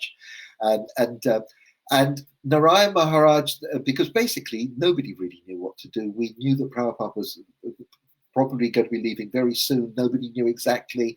The Kaviraj, the Ayurvedic doctor hadn't really. So I think somebody had mentioned that he might be later sometime this evening. He could feel from the pulse, and I think there were some very last minute conversations taken between the Bon Maharaj and Krishnadas Babaji, but the conversations also with them leading up to that, because they'd visited at earlier times, was where Prabhupada was actually asked them for forgiveness. He said, please excuse me that maybe in the name of preaching I've offended any of you, but they tried to pacify Prabhupada and said, no, you've only done, don't worry about anything. You've done incredible service to set up the Hare Krishna movement. Krishna will take care of everything. You just think of Krishna, and you're going to be with Krishna very shortly. And he was pacified like this. And because when I was talking earlier about the three different stages of a devotee, we considered, and everybody considered, the Prabhupada was this an Uttama Bhagavat. And an Uttama devotee doesn't, one of the symptoms is that they see everybody as a pure devotee. They have a perfect spiritual vision. And they don't involve in discriminating between one thing and another. But the Madhyama Adhikari, they are spreading the Krishna philosophy, and their duty is to discriminate between one class of another, categorization. It's a different level of spirituality. So we believe that Prabhupada, for the sake of preaching and spreading the Krishna movement, had kind of taken on the role of a Madhyama to do that preaching work. And at the end, he'd kind of left that, that was the service and the role he'd taken on to spread the Krishna conscious movement. And then those last days, he was reverting back to his actual state. He was always in that state, but he wasn't playing that game anymore. The Madhyama, he was just purely immersed in Krishna. And feeling the loving separation of all of his disciples. And they were trying to pacify Prabhupada. Don't worry, everything's fine. You're in Krishna's hands. Everything's going to be great. And we were in the room all for hours and hours, and it was more and more devotees, and it was very hot and could hardly breathe, and we hadn't eaten all day long. So at around 6 o'clock or something in the evening, me and Chanarari said we're going to have a break and we need to go to the toilet. So we left the room and we went off to this area just in front of the temple, opposite where the Samadhi is now. At that time, none of that was there, wasn't built. And there was a few little shops across the road, and there was a little place where you could get refreshments there, that they'd set up a snack bar. You could get samosas and lassi and maybe some cold drinks or a nimbu soda. And so we sat there, and there was a couple more devotees who were doing the same thing. And everyone was like, wow. Nobody knew what to think. We were all kind of a bit stunned by the whole experience, but we needed to refresh ourselves. And there was a conversation like, what do you think? And then somebody, I think that was it. Someone said that we'd heard that this Kaviraj had said that Prabhupada will leave not too long, and so we didn't want to spend too much time just having our snack. So we finished that. And then when we got back, the room was so crowded that we decided that we weren't going to go in. What we were going to do was going to stand by the window, by the side. There was a kind of little garden outside where the three windows were long with metal railing and mesh for the mosquitoes. They were open to let all the air in, and you could see everything through the windows. And there was a chowkidar, a guard, who had a stool, and we just kind of didn't even ask him. We just took his stool, put it by the window, and we stood on it so we could see high. And we were just there watching, and we're actually closer than we had been really in the room. We were right there. Just in front of us was the Kaviraj, and I think, I can't even remember if Narayan Maharaj was still, no, they weren't there, they'd gone. There was just the Kaviraj and the other devotees. And there was such an intense atmosphere in the room, incredible. And Hansadutta had been leading the kirtan for most of this time, and I was observing everything, watching everything. And I don't know, around just after 7 o'clock, between 7 and 7:30, shortly after 7, he was called. Tamal Krishna and Bhavananda were by the door, and they kind of called Hansadutta over. So he left, and Bhadraj, they were good friends, and Bhadraj had been there singing earlier. He was still there, but now he took over leading the chanting. And while we were just sitting there, standing there observing this, the atmosphere was just mind-boggling. I remember looking to Chanarari and us asking, because I got rid of my watch. He looked, and it was, no, I still had my watch. Yeah, I looked at my watch, and it said, it was just around 7:25, and I remember saying, wow, it feels like all the demigods are here. Everybody here has come to witness the passing of Prabhupada. You know, my goodness, you know. And I just made this comment. And just as I was looked over, looking, suddenly Prabhupada made this great movement with his body. I went like this and put his head back. And just at that moment, the Kaviraj, and I thought, oh, he's coming back, he's breathing, he's coming back, everything's okay. But the Kaviraj kind of leant over him at that time in front of me. And then the next thing I saw all the devotees screaming, and I realized that, and then the Kaviraj sat down, and then I could see that Prabhupada had left his body at that moment. And it was, it's on the video, it's very, very intense, and the devotees screaming, and we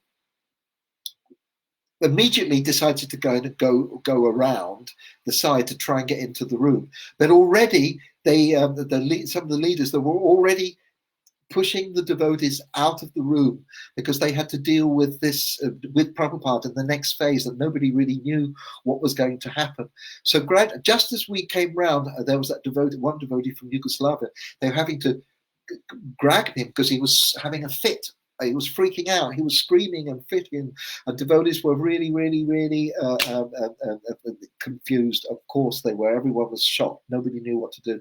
And I just went into this area where there was this garden with a kind of lotus fountain. I hadn't been in that area before, and there was a seat, and I just sat down on that, and someone said, "That's Prabhupada's seat," and I went, "Oh my goodness, I didn't know it was there." And I stood up, and we went out, and we waited outside the temple, and I can't remember how long we waited, but after some time, maybe half an hour, 20 minutes, I'm not quite sure, Prabhupada's body came out sitting cross-legged on a palanquin with his Swami hat tied underneath, and he was sitting there, and he was sitting cross-legged on the palanquin, and the kirtan was being led by Hansadutta and Badaraj. And as he came out of the temple, out of his rooms, we went, because around the temple is a path where you could do a parikrama, circumambulate the actual temple.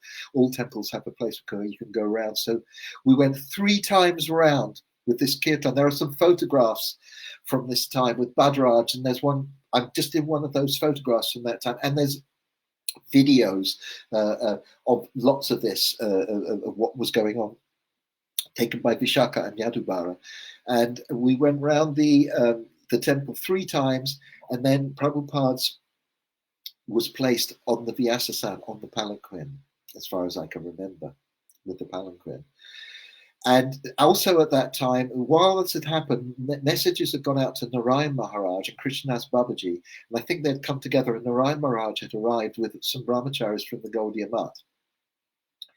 And there was Krishnadas Babaji, and they we didn't really know what was going to happen. And then Narayan Maharaj, I just remember us sitting up, and we were sitting near where the deities were up at the side, and there was lots of devotees. And I remember the looks on the brahmacharis of Gaudiya Math. They were looking at all of us, and there was this look, they were looking like, I wonder what's going to happen now to all of this stuff. The devotees and all of the what are they going to do as persons? And now that Bhaktivedanta Swami has gone, and they were just looking, they're looking at us like we were orphans, which we were. And then Narayan Maharaj sung Saradava, the prayers to the 6 to the spiritual master from Vishwanath Chakravarti, but in a tune I'd never heard before. Absolutely beautiful. And it was recorded by Vishaka, and I had the cassette later, and then he followed it with this song that I am actually going to attempt to sing in a minute, called Ye Anil Premadana, the song to the departed Vaishnavas. And I think for me, that version that he sung that day is the ultimate version. It's still around the recording if someone's got it. It was full of heartfelt emotion. It was incredible. And also, this was the first time I was really I saw Krishnadas Babaji up close, and I was looking at him, and there was just something about his countenance that was, he was a pure devotee. I could just tell from the highest, from the highest level. There was something about the same thing that he shared with Prabhupada, this luster of his body. And he played mridanga while Narayan Maharaj sung, and the other devotees performed. They supported the kirtan, and we were all just like little lost kids. And during this time, Narayan Maharaj had given in the instructions of what the devotees should actually have to do for the next stage. And outside the temple, to one side, on the western side of the temple, in other words, if you're facing the temple from the front, they started to dig a pit, and this was going to be dug by my friend Hare from Holland. To his great eternal credit, he happened to be there at this time, and Dwijavara, and maybe some others, but they were the two people with spades, no big equipment, and it had to be of specific specifications. It had to be so deep, so wide, so far, and they immediately set to a task for hours of digging this pit. And we were doing this kirtan. Then after singing for quite a long time, I got really, really tired. We got tired, and we decided that we'd have to take at least a bit of rest, because this whole ritual and honoring Prabhupada's passing was going to carry on. So we went back to our rooms, had a little rest, and woke up only just a couple of hours later. And the next bit was after we'd done, after Prabhupada's, they took the Vyasasan off and went, and there was a point where we were leaving the temple, and there was the tamal tree, and just as we stopped, because I didn't really know at that time as well that women in India don't normally go to funerals, and there was a Prabhupada's sister Pishima. Oh my goodness, that did it for me at that moment. Whew. She came over, and Prabhupada was there, and whew, I can hardly talk about it. The exchange of emotions was just so much. And I can't talk about it. Whew. And Krishna, Krishna, Krishna. And I was forever haunted, not haunted in the negative sense, but this vision of the look of Pishima's face and the love. Wow. So then we went en masse with all the devotees doing kirtan and the Prabhupada on the palanquin, and we went around all the town of Vrindavan. We started going down the road, and then we took that left down towards Madan Mohan temple, and the Goswamis of the temple, the priests all came out, people of Vrindavan. Excuse me.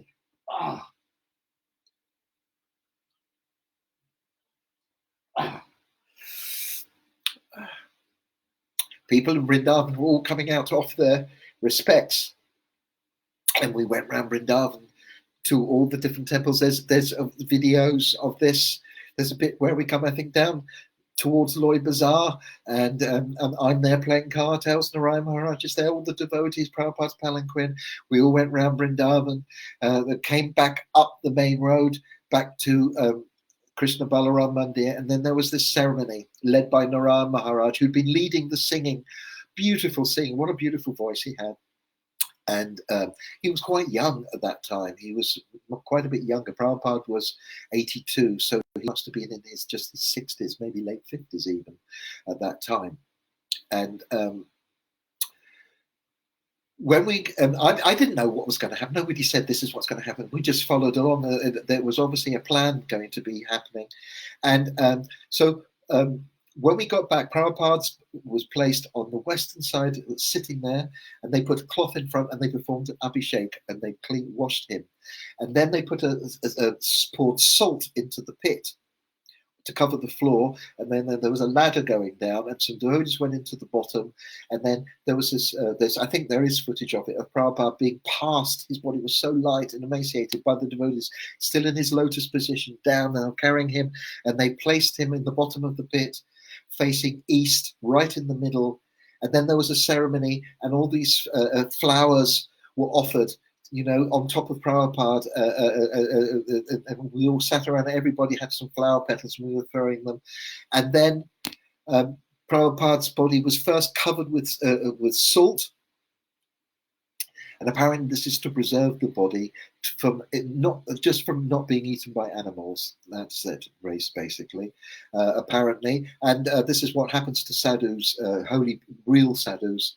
And then all the soil was placed on top of Prabhupada's head, and there was a bamboo pole put from his head up so that we knew exactly the point where the center was, of where Prabhupada was. And literally within an hour or so, everything was covered. A little hut had been made, I think from straw, a very sattvic, small over the spot, and the famous picture of Prabhupada that he liked the most, that were taken on sitting on the lawn in Bhaktivedanta Manor, was placed there. And that was actually Srila Prabhupada's passing, and we were all in total shock.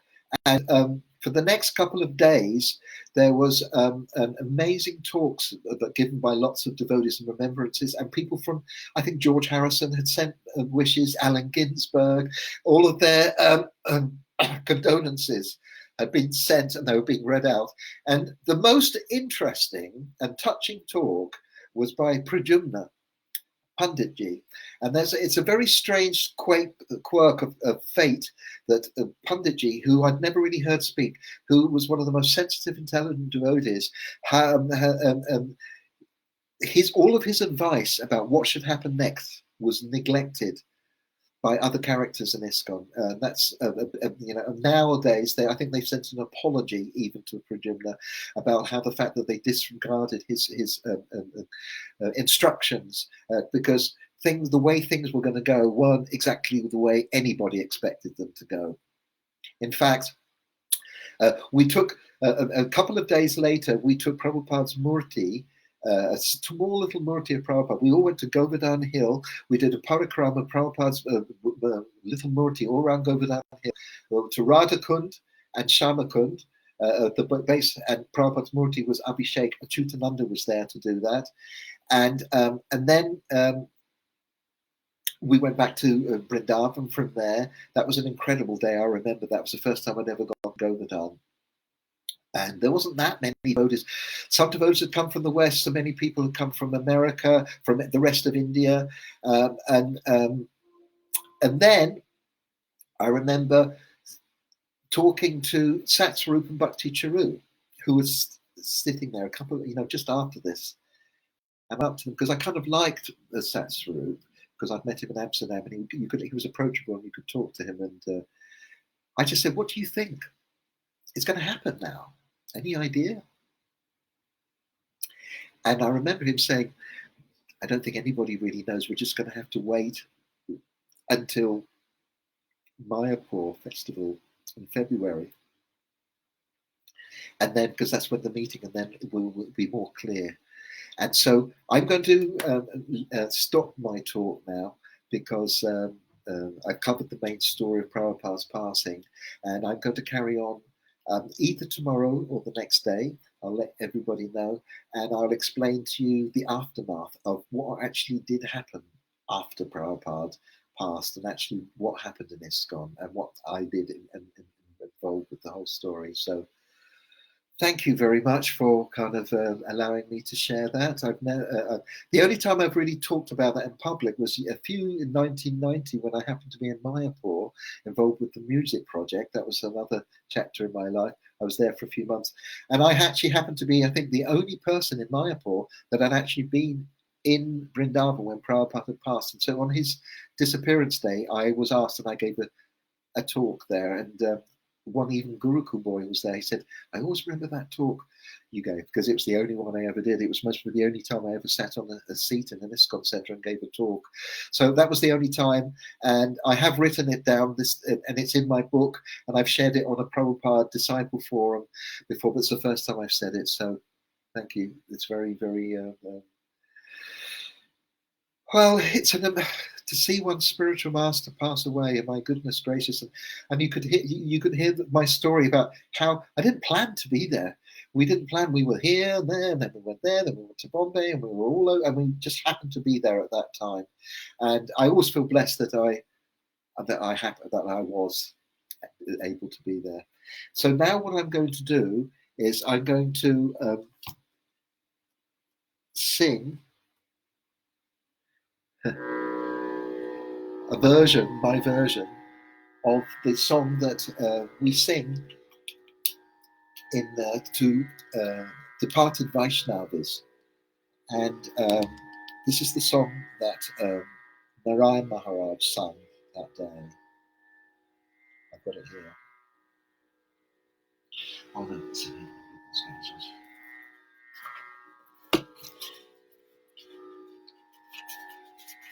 We call this song Ye Anilo Prema Dana, because that's the lines of the first line of the song. But it's actually called Saparshada Bhagavad Viraha Janati Vilap. And it's from Pratana by Narottam Das Thakur, a great Vaishnava saint.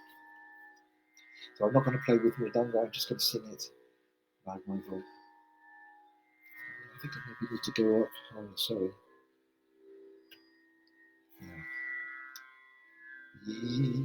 Ye anilo prema dhana karuna prachu Heno Prabhu Kota Gela Charya Taku Kaha Mora Swarup Rupa Kaha Sanata Kaha Dasa Raghunata Patita Pama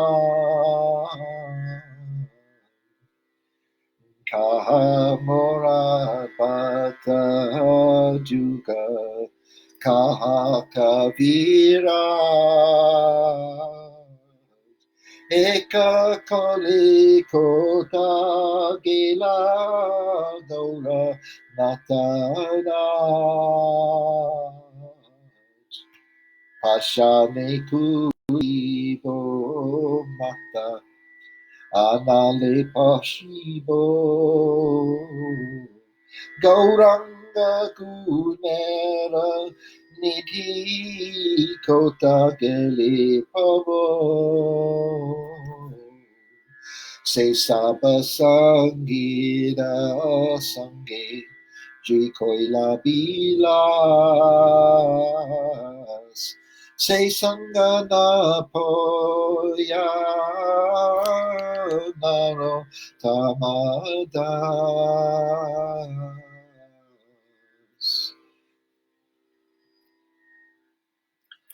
This is the translation. It's about song to departed Vaishnavas. He who brought the treasure of divine love, and he was filled with compassion and mercy, where has such a personality as Srinivasacharya gone? Where are my Swarup Damodar and Rupa Goswami? Where is Sanatan? Where is Raghunath Das, the saviour of the fallen? Where are my Raghunath Bhatta and Gopal Bhatta? Where is Krishna's Kabiraj? Where did Lord Gauranga go? I will smash my head against the rock and enter into the fire. Where will I find Lord Gauranga, the reservoir of all qualities? Being unable to obtain the association of Gauranga, along with all of his associates, Narottam simply weeps. This is the mood of separation, viraha, of the Vaishnavas from the missing devotees, and so I've just sung that prayer because I've recounted that story, and I thank you all for letting me share that story. I'm not going to sing any more songs because that is my song, and I will let you know either tomorrow or the next day if I'm going to give another share. In the meanwhile, please stay in your own spiritual autonomy and your own energy. Don't allow whatever things are going on in the world to bring you down, cloud your blissful nature. Not you want to walk around in some kind of gormless smile and not be aware of what's going on, but just to be kind of to keep a state of equilibrium is always healthy. Hari Bol, Hari Bol, Hari Bol. Jai Prabhupada. Without Prabhupada, none of this. And that is what I realized actually. At that moment when Bhadaraj went to the bed of Prabhupada and saw him, and I saw it was at that moment that I actually realized everything I knew and had been doing for the last years, everything had come from Prabhupada. Hare Krishna. Jai Gurudev.